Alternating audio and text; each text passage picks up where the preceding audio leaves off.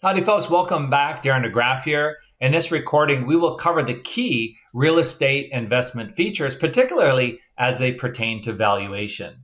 Now here's your LOS that speaks to that point, and here is our formula. It's called net operating income. Now folks, it's essentially EBITDA because NOI does not deduct for depreciation, nor interest, nor taxes.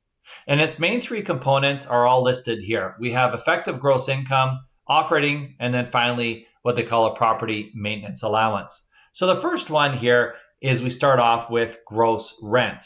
Now we're going to make an adjustment to that. I'm going to jump to the second one first because in some of these larger multi-tenant facilities, not all of the units are going to be rented out, of course. So we do make an adjustment for those vacancies. So we start with gross and then we make an adjustment for those vacancies. And then there also could be some other revenue sources. Things like advertising or parking concessions.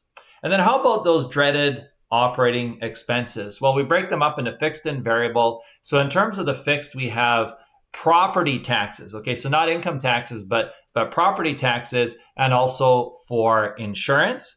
And variable, well, first of all, what is it? What's the driver? Well, the driver are those occupancy levels. So the variable cost example could be things like utilities. And then finally, depending on the jurisdiction, there could be what's called a property maintenance allowance. And the key word is to maintain the property so that it can keep generating this income. So very popular in North America and Europe, but not so much in other jurisdictions. Okay, so man, we just threw a lot at you folks.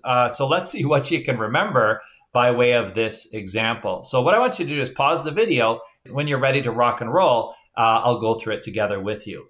All right, so first of all, we're going to start off with the gross rent. So as we said before, we're not going to make adjustments yet for vacancies. So we just start off right at the top line. So we have 45 per square meter. That's the first one. And we're going to multiply that by the 12,000 square meters of rentable space. Again, we'll make adjustments for the vacancies in a moment. 540 top line. All right, operating expense recovery. So we're allowed here, it says to recover 8.5 per square meter per year for things like servicing and repairs. So here we go. So 8.5 times, again, the same 12,000 gives us an adjustment for 102,000.